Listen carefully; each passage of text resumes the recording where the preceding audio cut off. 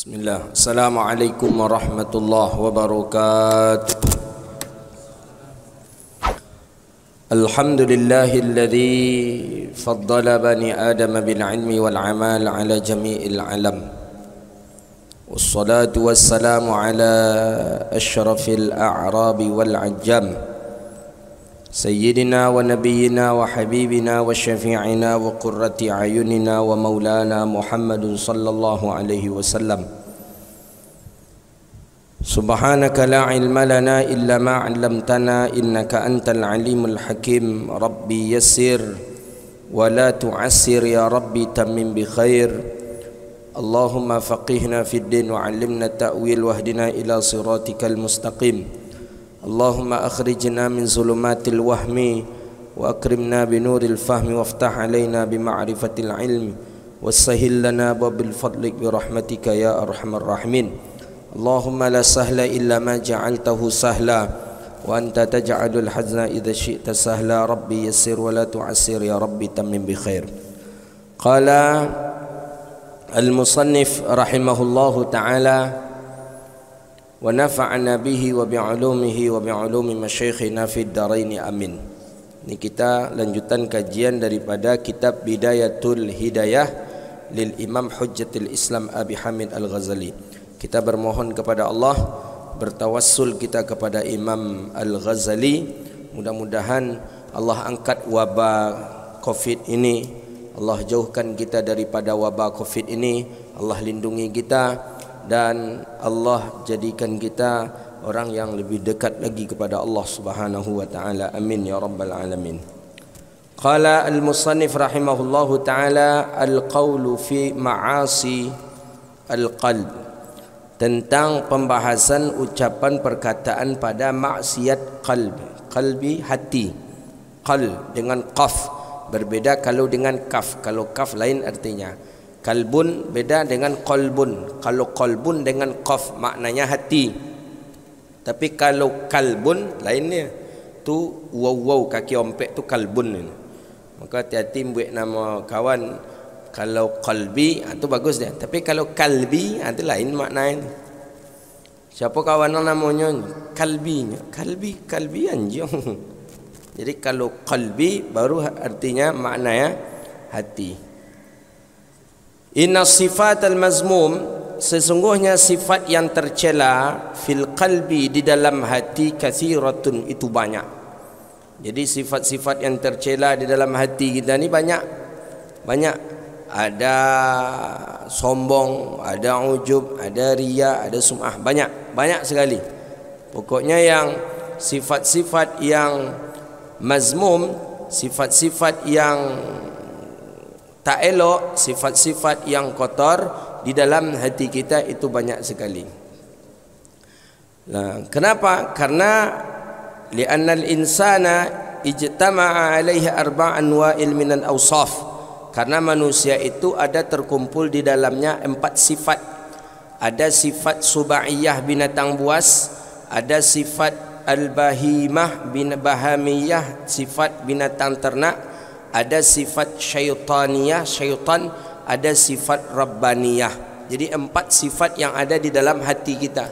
Ada sifat binatang ternak, ada sifat binatang buas. Makanya kalau orang yang banyak binatang buas dalam hatinya, itu biasanya orang tu beringas, nak bongi aja, tak pernah senyum, tak pernah apa. Berarti tu banyak binatang buas di dalam dadanya. Di siapa Pak? Yo, itu binatang buas apa tadi tu? Sehat Pak, nak nampak dang dan kesikonya, tanda sehatlah denggon. Sabitlah Pak banyak di dalam badan Pak harimau Pak. Ada orang macam tu, ada. Saya lama ingat waktu kita masih kecil-kecil dulu tu. Lama ingat. Pak, yo, mudi itu nak ada senyum dah. Pak, yo. Sehat Pak. Sampai kesiko tanda sehat tu aja. Masih ada jamaah kita, masih ada juga yang seperti itu. Baru meninggal bapak tu. Baru meninggal bapak tu.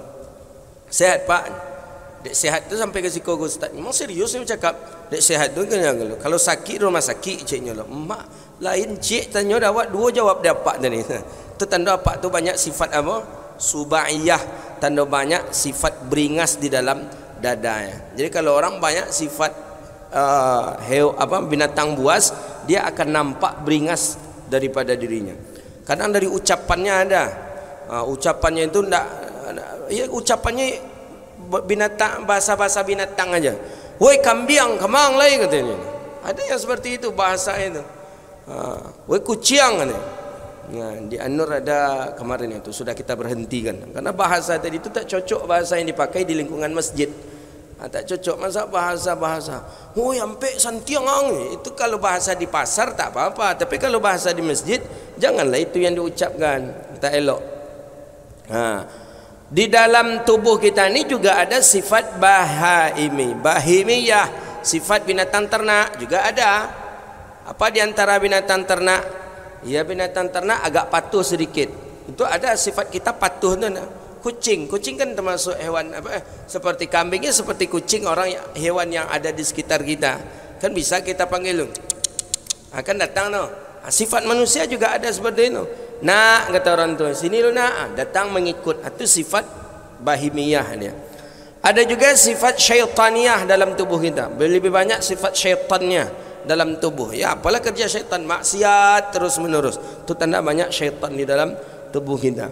Ada juga orang tadi banyak pula di dalam tubuhnya itu sifat rabbaniyah. Ini lebih ke sufi dia.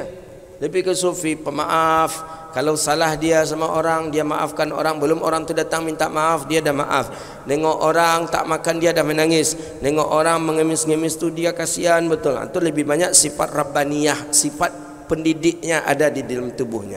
Jadi kita masing-masing ada. Maka itulah kata Imam Al-Ghazali bahwa sifat daripada sifat hati, sifat tercela di dalam hati kita itu banyak. Wa tariqu tathhirul qalb, dan jalan untuk mensucikan hati daripada kotoran-kotoran itu panjang. Jalan untuk membersihkannya itu banyak. Penyakit itu banyak. Jalan untuk membersihkannya itu lama. Wasabilul ilad fihal ghamid, dan jalan untuk menyehatkannya itu susah.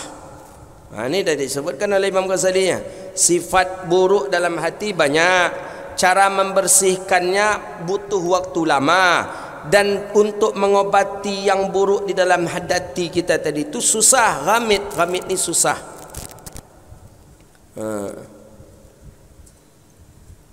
Maka waqadin darasa,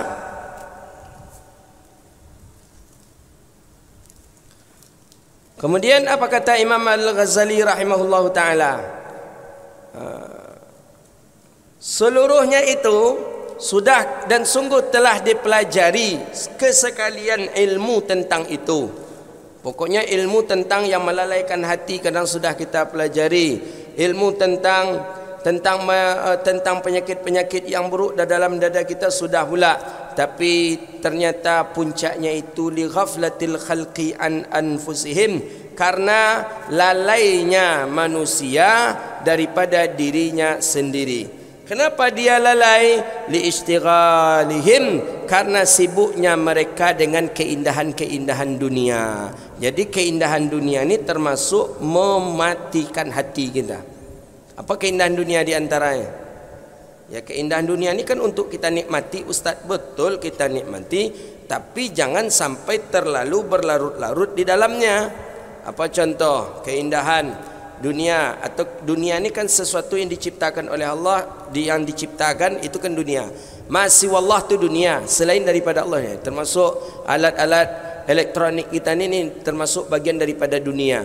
Kecantikan alat, kecanggihan alat membuat kita lalai, maka di sanalah membuat hati kita menjadi keras kepada Allah Subhanahu wa taala. Handphone ancak, handphone mahal. Handphone tu wak pegang dalam sehari itu, solat lewat, majlis ilmu lewat, zikir lewat, mengulang hafalan Quran lewat. Berarti kita termasuk lalai dengan keindahan-keindahan atau kecantikan yang diciptakan oleh Allah Rabbun Jalla Jalaluh itu untuk kita. Dan itu semuanya, dan wa qadistasqaina dzalika, dan sungguh telah kami sebutkan keseluruhannya di dalam kitab Ihya Ulumuddin. Jadi Imam Ghazali ini punya 3 martabat kitab. Untuk standar ada Bidayatul Hidayah namanya. Untuk tingkat mutawasid pertengahan itu ada nama kitabnya Minhajul Abidin. Boleh nanti setelah ni kita coba ngaji Minhajul Abidin boleh. Tapi agak tinggi dia sedikit itu. Di atas Minhajul Abidin baru ada kitab namanya Ihya Ulumuddin.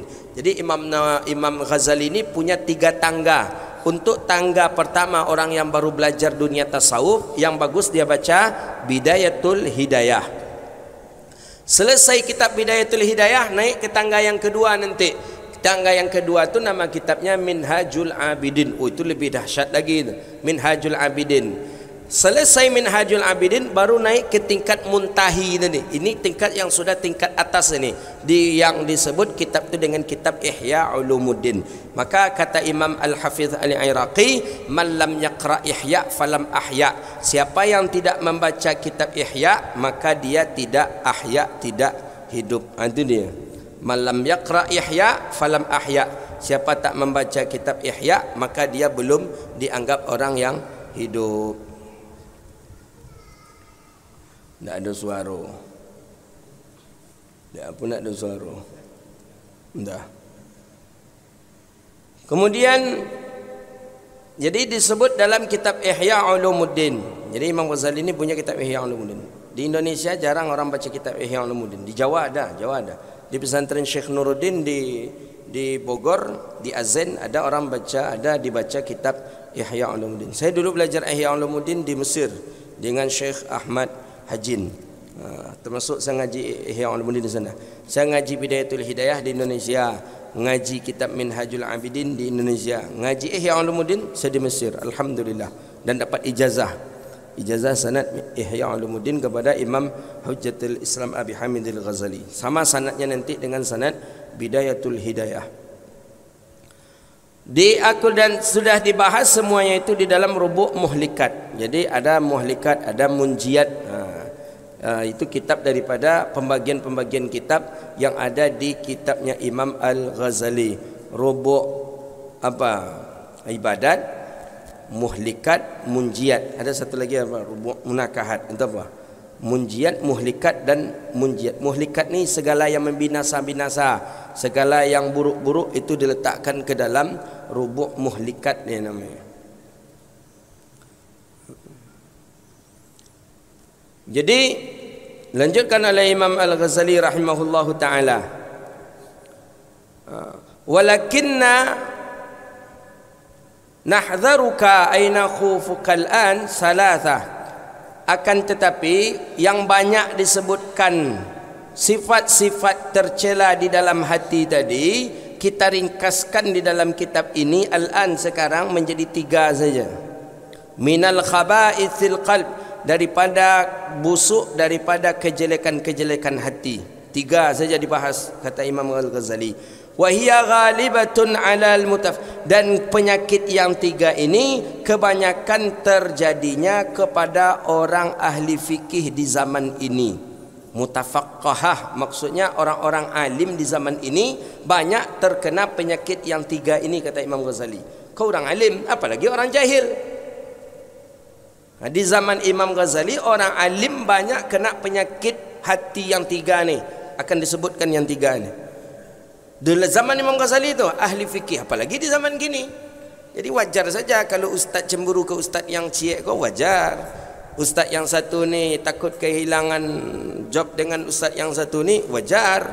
Di zaman Imam Ghazali saja sudah ada ustaz yang seperti itu, ulama yang seperti itu, apalagi di zaman kita gini. Zaman awal, zaman Jokowi gini, itu di zaman Imam Ghazali dulu tu. Lebih lagi. Jadi jangan heran, masa ustaznya macam itu kan? Ada ni Banyak kata Imam Ghazali, dan itu kebanyakan yang mendapatkan penyakit yang 3 ini dari kalangan orang alim di zaman ini. Apalagi kalau orang jahil tentu lebih banyak lagi dia. Mudah-mudahan Allah jauhkan kita daripada penyakit ini. Litakhudha minha hadraka, maka oleh karena itu berhati-hatilah engkau, ambillah cepat peluang untuk jauh daripada yang 3 ini. Fa innaha muhlikat, maka sesungguhnya yang 3 itu sangat membinasakan pada dirinya. Hancur kita dibuatnya, habis kita dibuatnya. Wahia ummahati li jumlati minal khaba'is, dan yang tiga ini pokok puncak masalah yang jahat-jahat. Maksudnya ibu daripada segala kejahatan yang tiga ini. Mana dia? Wahia, dan dianya yang tiga. Pertama, al-hasadu, hasad. Hasad, iri, dengki. Itu pertama.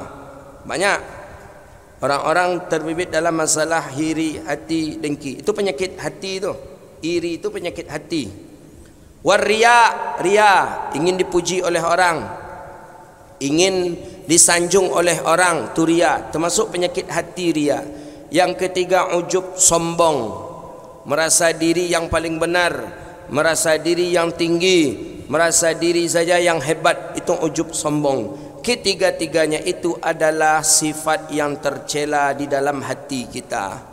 Jadi apa yang sifat yang tercela itu? Hasad, iri hati, penyakit hati. Kemudian ria, ingin dipuji oleh orang, penyakit hati. Kemudian sombong, takabur, termasuk penyakit hati. Fajtahid fit tathhiri qalbika, maka hendaklah bersungguh-sungguh mensucikan hati engkau minha, daripada yang tiga ini.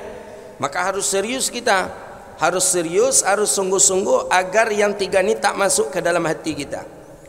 Bagaimana caranya?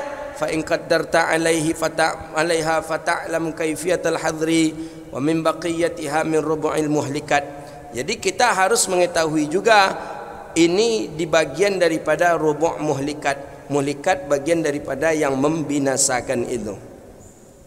Apa saja dia yang nanti yang membinasakan itu? Tiga tadi, hasad, riya, ujub. Tengok di dalam kitab Muhlikatnya Imam Al-Ghazali seperti apa ni. Di sini ringkasannya saja disampaikan oleh Imam Ghazali. Fa in ajasta an hadza fa anta an ghairihi fa a'jaza wa la tadhunna annaka taslim. Dan amatlah susah, amatlah lemah engkau daripada menjauhkan diri engkau daripadanya, daripada yang tiga itu. Susah.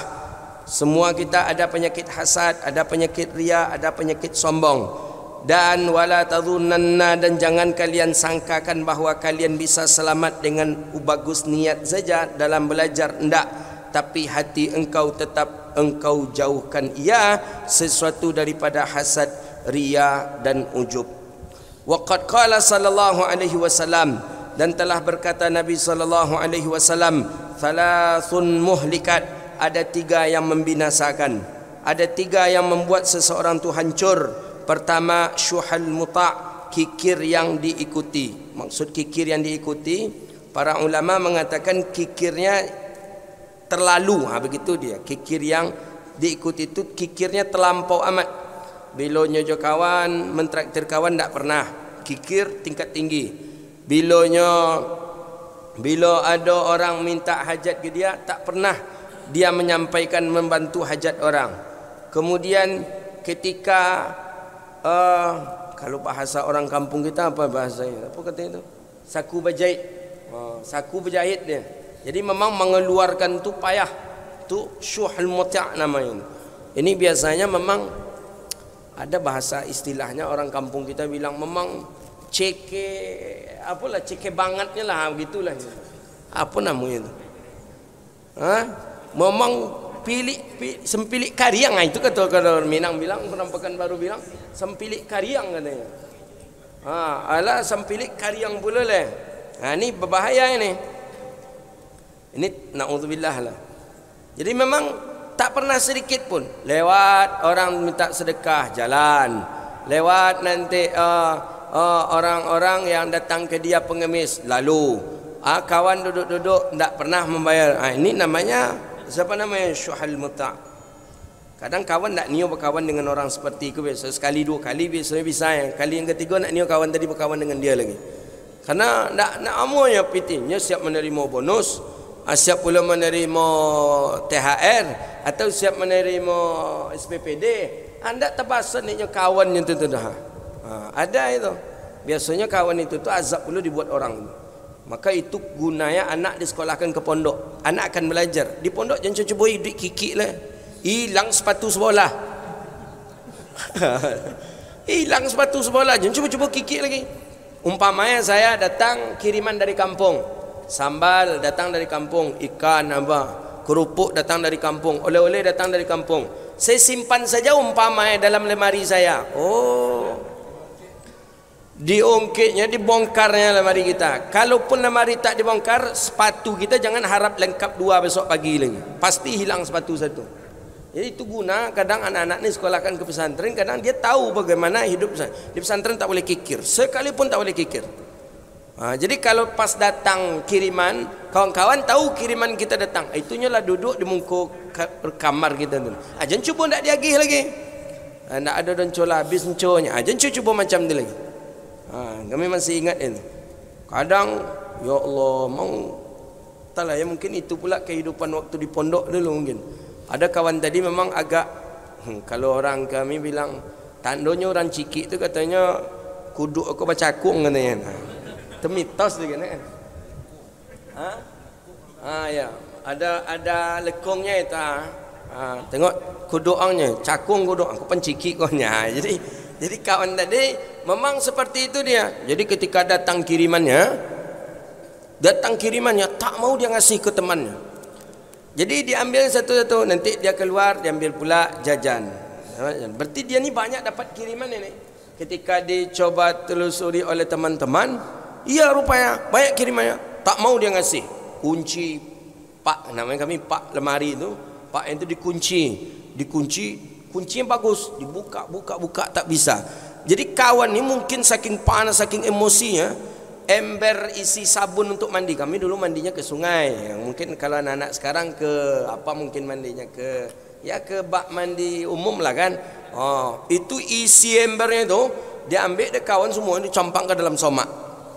Ember tadi kosong, bersih, ndak ada sikat giginya, ndak ada odol giginya, ndak ada Pepsodentnya, ndak ada sabunnya lagi. Jadi ketika nak pergi mandi, hilang. Woi, mana kau apa kau, kata dia. Ngadu dia ke ustaz pengawasnya. Jadi kata pengawas, ni pasti ada satu ni kata. Yun. Baru ditanya siapa yang ada nampak peralatan mandi Sianu? Langsung ada yang menjawab, Sianu tu Kiki tu ustaz, geceknya lah. Jadi itu jawaban pertama. Sianu tu Kiki tu ustaz katanya lah. Berarti ustaz lah faham.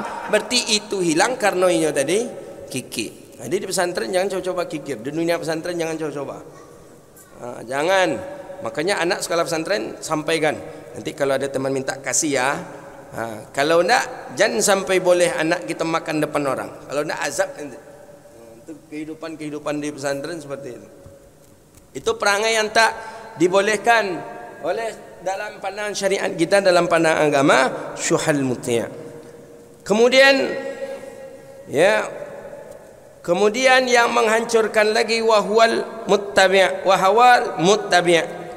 Hawa nafsu yang diikuti, keinginan-keinginan yang selalu diikuti sehingga menimbulkan syahwat dan akhirnya orang tadi melaksanakan zina wa iyadzubillah. Kemudian yang menghancurkan, yang membinasakan diri kita lagi, i'jabul mar' binafsih.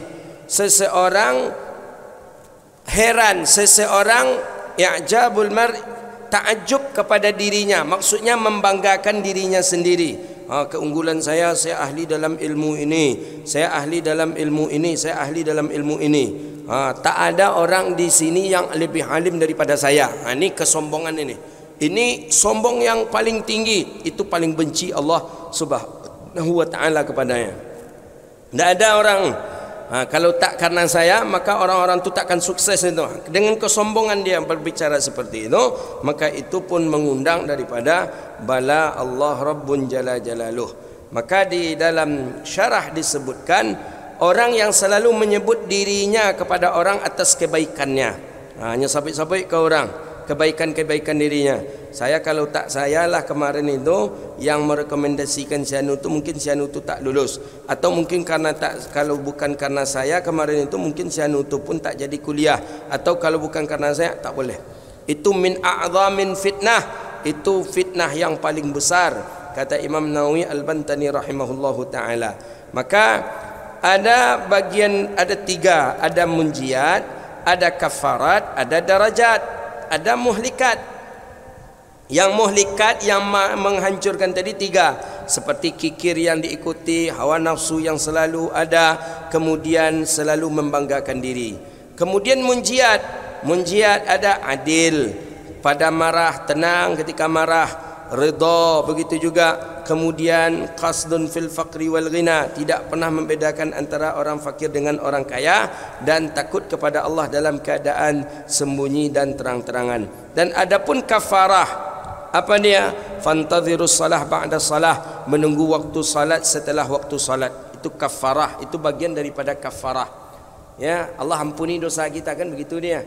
Orang yang menunggu waktu salat ke waktu salat, maka selama dia menunggu itu Allah jadikan amalan dia itu amalan ibadah, dan Allah ampuni daripada dosanya. Ini bagus ini, menunggu waktu salat setelah waktu salat. Jadi setelah salat maghrib kita duduk sejenak, mungkin baca Quran atau mendengarkan kajian sampai menunggu pula waktu salat isya. Kemudian isbaghul wudu' al-makarih, kemudian melebihkan wuduk ketika dingin. Waktu dingin tapi kita sering juga berwuduk. Batal wuduk, wuduk lagi, batal wuduk, wuduk lagi. Itu bisa menggugurkan dosa kita. Kemudian naqalal aqdami ilal jamaat, memindahkan tumit daripada salat berjamaah. Salat sini, salat sana, salat sana, salat sana, salat sana. Memperbanyak tempat sujud, memperbanyak langkah untuk salat berjamaah. Itu bagian daripada kafarat, itu bagian daripada penghapus daripada dosa. Kemudian ada yang rafa'at darajat, mengangkat darjat kita. Mana dia? Tiga pula dia. Pertama, it'amut ta'am, memberi makan orang lapar. Itu mengangkat darajat kita. Kemudian afsus salam, menebarkan salam. Jumpa dengan teman, Assalamualaikum. Jumpa dengan sahabat, Assalamualaikum. Itu mengangkat darajat kita. Kemudian wassalatum bil laili wan nasu niyam, dan salat di malam hari dan manusia dalam keadaan tidur. Itu tu bagian daripada darajat. Darajat Allah akan angkat darajat kita, akan Allah tinggikan darajat kita dengan memberi makan orang lapar, mengucapkan, menebarkan salam, kemudian dengan ketiga dengan salat malam. Ini.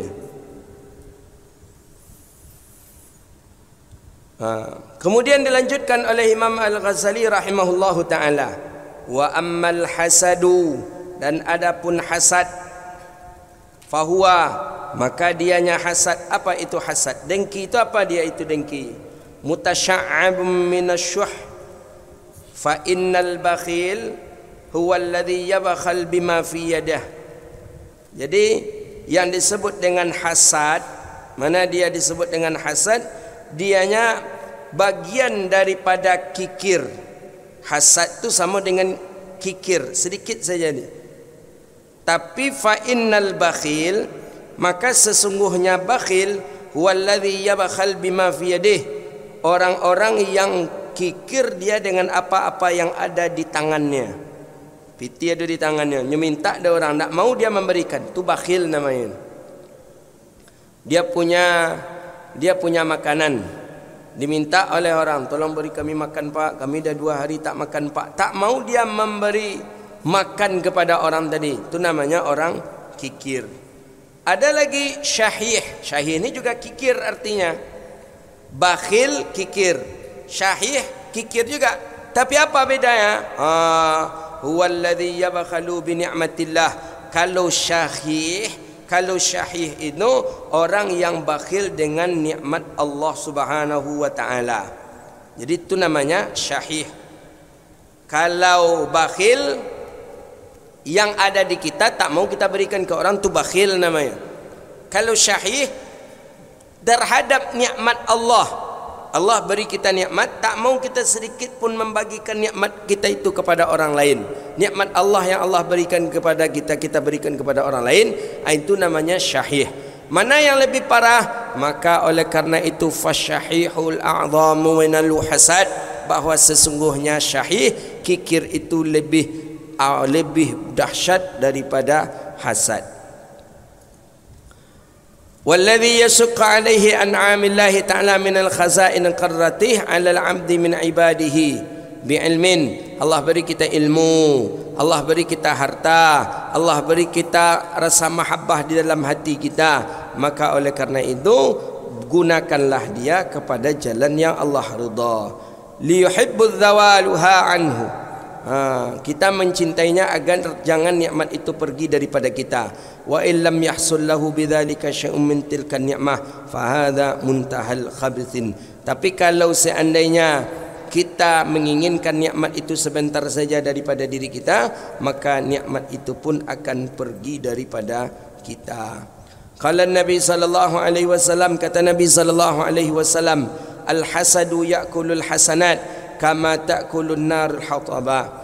Kata Nabi sallallahu alaihi wasallam, dengki itu memakan akan kebaikan, hasad itu memakan akan kebaikan, sebagaimana memakan api akan kayu bakar. Kayu bakar dimakan oleh api, seperti itu pula lah dengki akan memakan kebaikan-kebaikan kita. Jadi kalau awak buruk dengki awak ke orang, kebaikan-kebaikan awak tadi habis dek orang tu. Maka nak usah kita dengki. Hilangkan sifat dengki. Hilangkan sifat dengki, hilangkan sifat iri hati, hilangkan. Apalagi kalau kita dengki kepada orang yang tak pernah sedikit pun orang tu memikirkan kita. Awak aja dengki je orang tu. Orang beli auto baru, kaki awak yang gatal-gatal. Orang mencat rumah, awak aja nandak lolok malam. Orang kadang sifat hasad itu bahaya. Maka penuntut ilmu jangan sampai banyak sifat hasadnya. Kawan berkumpul-kumpul jua bersama-sama, awaklah surang aja. Tibul hasad. Hasad tiba, iri hati tiba, akhirnya diprovokasi orang untuk orang membenci saudara-saudara lain. Tak boleh. Tak boleh. Maka na'udzubillah, Allah jauhkan kita daripada perangai hasad. Bahaya, hasad ni bahaya. Orang alim juga bisa terkena perangai hasad. Orang jahil apalagi bisa hasad. Orang miskin bisa hasad. Orang kaya pun juga terkena penyakit hasad. Orang kaya hasad.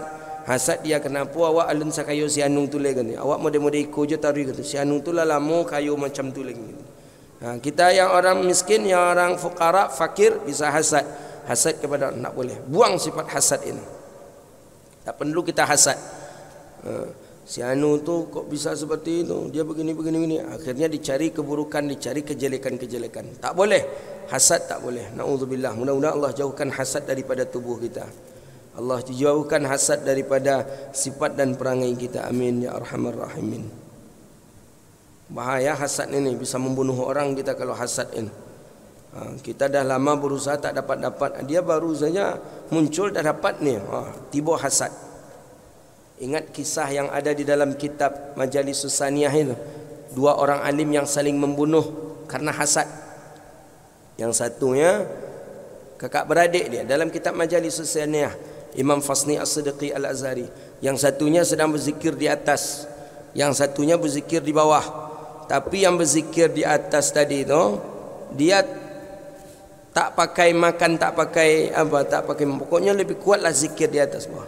Akhirnya yang di bawah ini melihat ada apa dengan dia, kok bisa seperti itu zikirnya. Datang dia ke atas. Kenapa? Nak mau dia menunjukkan yang di atas ini.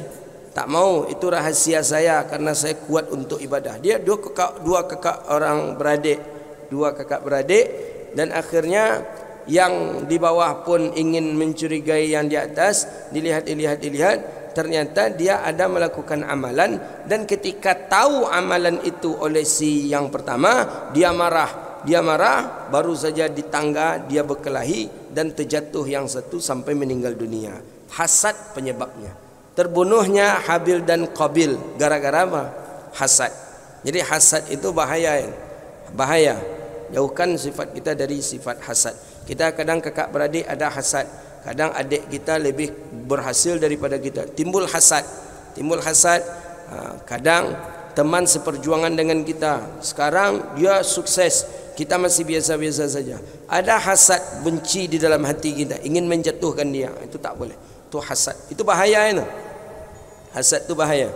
Ada junior kita, waktu kita sama-sama kuliah, kita senior, kita yang membawa dia, dia yang bersama kita. Selalu kita yang membantu dia waktu masa kuliah, dan ternyata hari ini dia lebih sukses daripada kita. Timbul hasad, kita fitnah dia. Oh, si anu tu kalau nak dan petang tu mungkinlah matinya tu di tangan orang. Ada adalah membantunya tu kata dia. Pokoknya difitnah orang karena hasad. Hati-hati hasad ini. Wa huwa mu'adzab alladhi la yarham. Dia itu adalah suatu perkara yang diazab, yang tidak dicintai sama sekali. dan tidak akan ada azabnya hilang. Azabnya orang hasad selama-lamanya, daimam fid dunia, dan itu berkekalan di dunia. Fa inna dunya la takhluqatun min khalqin katsirin min aqranih, bahwa sesungguhnya perangai hasad itu tidak akan pernah hilang daripada seseorang selagi orang itu selalu mendambakan dirinya, mengatakan dirinya lebih baik daripada orang. Itu dia. Jadi kalau kita mengatakan diri kita lebih suci daripada orang, kita mengatakan diri kita lebih baik daripada orang, maka di sanalah timbul hasad. Tak boleh hasad.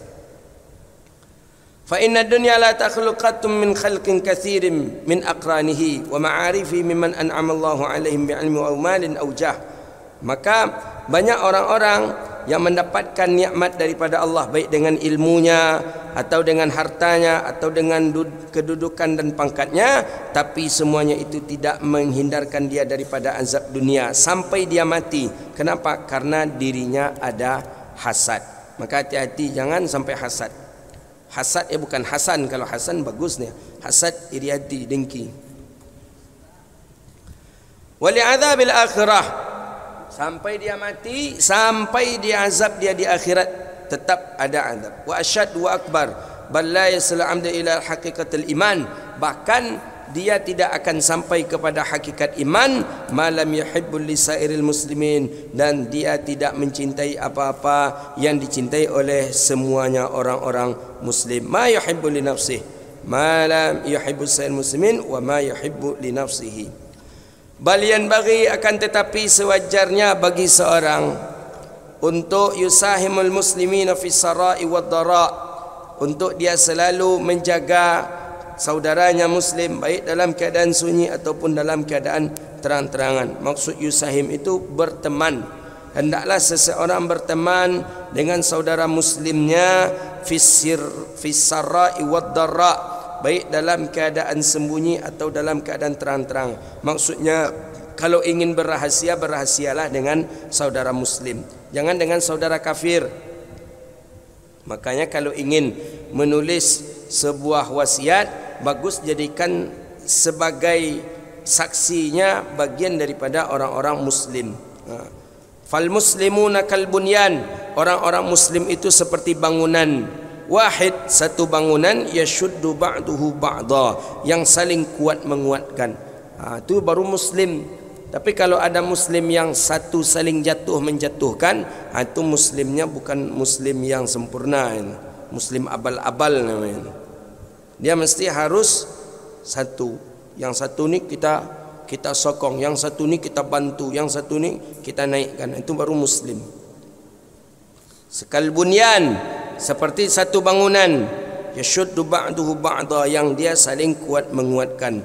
Kal jasadin wahid, sama seperti jasad yang satu. Iza ishtaka minhu 'adun ishtaka sa'ir, kalau seandainya sakit yang satu, maka seluruhnya pun menjadi sakit. Yang menjadi sakit saudara itu yang terasa betul kalau sakit gigi. Kalau sakit gigi itu saudara sakit tu. Kepala sakit, tangan sakit, je telinga sakit. Elok cakap orangnya kalau sakit gigi bongi juga ke orang tu. Antoklah orangnya tu sakit gigi dengar kata. Padahal elok cakap orang tu ya. Tapi tadi dia lah. Seperti itu persahabatan ini. Dia bagaikan satu tubuh. La tusadif hadha min qalbik, maka jangan sekali-kali engkau angkat pertemanan itu dari hati engkau. Fastaghalika bi talimit takhalis, maka sibuk engkau dengan menuntut keikhlasan, min lahalaka anhum aham min istighalika bin nawadir al furu' wa ilmul khusumat wa amr riya. Jadi kalau engkau mencari sesuatu kesempurnaan daripada teman-teman engkau, maka engkau akan disibukkan dengan sesuatu yang jarang. Kenapa? Karena takkan ada kesempurnaan itu milik manusia. Sempurna milik Allah. Jadi kalau ada kawan kita kurang-kurang sedikit akhlaknya, maafkan saja. Mungkin kawan tadi ketika lolok godang koruhnya, itu maafkan aja lah. Atau ketika golaknya terbahak-bahak, maafkan saja. Atau ketika kita berteman dengan dia, kemudian dia agak bocor sedikit, maksudnya rahasia awak terbuka keluar, maafkan saja. Ya, jangan barang yang kecil kita perbesar-besarkan, jangan, karena itu tidak menjadi hal prinsip. Yang prinsipnya adalah iman masih tertanam di dalam dirinya dan ilmu pun masih ada di dalam tubuhnya. Dan ilmul wa amma riya'u fa huwa syirkun khafi. Dan adapun riya itu syirik khafi. Syirik khafi ini syirik yang halus. Maka riya itu berbahaya. Berbahaya riya itu termasuk syirik ini. Syirkun khafi. Syirik ini kan menyembah selain Allah itu kan syirik. Tapi syirik yang khafinya, yang khafi itu yang tipisnya, tidak sampai ke tahap menyembah selain daripada Allah, tapi di bawah itu sedikitnya. Maka oleh karena itu ahad syarikin, riya itu bagian daripada tanda-tanda orang-orang yang sedang melakukan syirik. Jadi kalau orang yang sering-sering riya itu bisa dinamakan dengan musyrik, bahaya dia.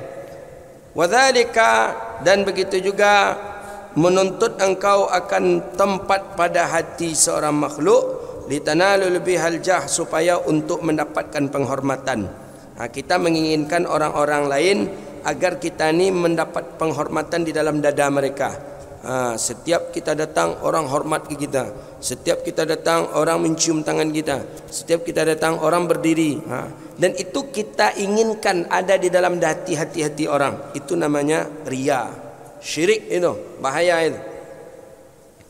Maka Syekhuna Sa'id Ramadan Al-Buti rahimahullah tidak mau, kata beliau kan, kata beliau, aku tidak mengizinkan orang untuk mencium tangan aku, kata beliau.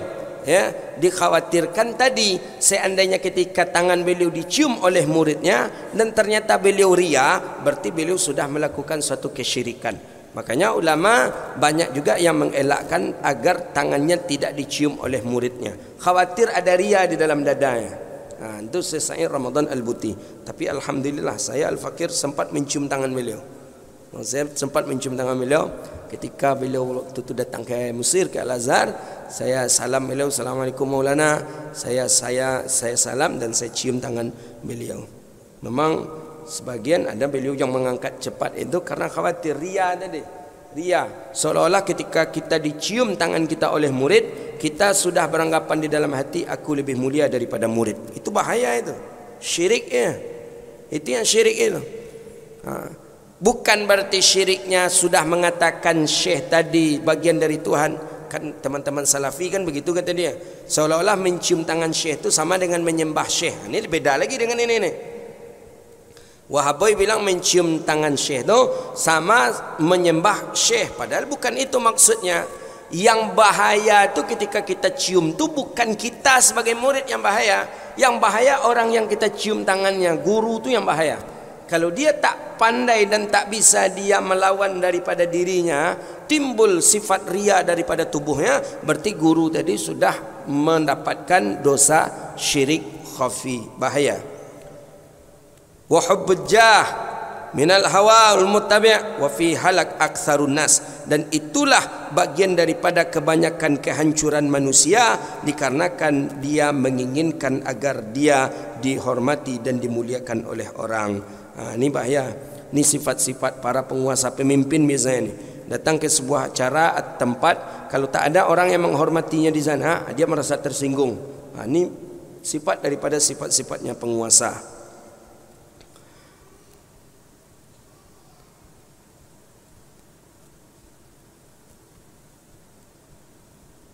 Panjang lagi pembahasan kita, insyaAllah pekan depan akan kita sambung kembali.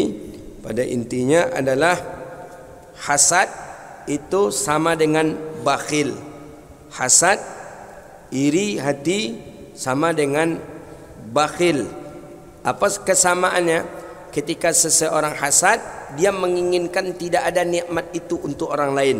Sedangkan bakhil, dia tak menginginkan apa yang ada di dia, dia berikan ke orang lain. Itu dia. Begitu pula riya. Riya bagian daripada syirik. Syirikun khafi. Apa itu riya? Riya suatu penyakit yang ada di dalam hati. Seperti apa contohnya? Seperti orang yang menginginkan kedudukan di dalam hati makhluk, di dalam hati orang banyak, bahwa orang banyak memuliakan dirinya. Jadi dia ingin orang-orang memuliakan dia. Jadi kalau tak berdiri ketika dia lewat, marah. Tak hormat kepada dia, marah. Dia ingin dia saja yang dipuji. dia ingin dia yang dimuliakan. Maka ini bagian daripada penyakit riya. Hadza wabillahi at-taufiq, wallahu a'lam bishawab. Ada pertanyaan? Silakan kalau ada, 5 menit. Silakan. Assalamualaikum warahmatullahi wabarakatuh. Assalamualaikum warahmatullahi wabarakatuh. Saya langsung saja Ustaz. Ya. Saya contohkan kepada sholat subuh 2 rakaat itu kan. Kalau seandainya saya ataupun tertinggal 1 rakaat, otomatis kita membaca tahiyat awal 2. Ya. Sebab kan kita tadi yang pertama kita ngikut yang terakhir tadi kan. Ya. Kita bangun lagi, otomatis kita baca 2 kali lagi. Itu macam mana Ustaz? Sekian, terima kasih. Kita datangnya salat subuh berarti masbuk 1 rakaat. Masbuk 1 rakaat, cuman kita datangnya pas di rakaat yang kedua gitu. Seperti apa? Begini Ustaz, kita kan lah tertinggal 1 rakaat. Tertinggal 1 rakaat, berarti kita masuk di rakaat yang kedua. Maka kita tahiyat awal kan. Tahiyat awal dan imam sudah tahiyat akhir. Maka kita bangun lagi ya. Bangun lagi, kemudian rakaat yang kedua kita tasyahud akhir. Memang harus seperti itu. Kalau tidak kita tasyahud akhir, kapan kita menyudahi salat? Yang dikatakan salat kan segala sesuatu yang diawali dengan takbir, yang disudahi dengan salam. Jadi kenapa kita tasyahud awal dan ya tasyahud awal karena kita mengikuti imam, karena kita masbuk. Jadi boleh terjadi 2 tasyahud dalam salat subuh, boleh. Jangankan salat subuh, ada salat yang kita 4 kali tasyahud di dalam salat ini. 4 ni. Bolehkah itu? Boleh. Jadi kalau ada teka-teki, salat apakah yang salat apakah yang dilakukan dengan 4 kali tasyahud? Salat apa dia? Salat maghrib. 4 kali tasyahud. Cuba hitung. Kita datang pas ketika di rakaat yang kedua. Kita datang pas di rakaat yang kedua. Setelah rukuk rakaat yang kedua kita masuk. Kan belum dihitung 1 rakaat ni. Ketika imam tasyahud awal, kita pun ikut tasyahud pertama baru. Kemudian lanjut kita 1 rakaat. Imam tasyahud akhir, kita ikut pula tasyahud. Ini belum tasyahud awal kita ni, karena kita baru 1 rakaat. Imam salam, kita berdiri. Rakaat yang kedua kita tasyahud lagi, tasyahud awal baru. Di rakaat yang terakhir 3 kita tasyahud lagi, 4 tasyahud. Jadi salat apakah yang 4 kali tasyahud? Salat maghrib yang apabila seseorang tu datang setelah imam rukuk di rakaat yang kedua. Coba hitung tu 4 kali tasyahud. Boleh? Ya boleh, memang seperti itu keadaannya. Kalau tak, kapan kita menyelesaikan salat? Boleh, memang tasyahud kita. Jangan sampai tak tasyahud pula ikut imam tu. Jadi ketika imam tasyahud akhir, ya kita ikut tasyahud juga. Jangan baca Rabbighfirli warhamni pula lagi, atau baca yang lain. Tak. Itu ni. 3 minit lagi. Ada yang lain? Silakan.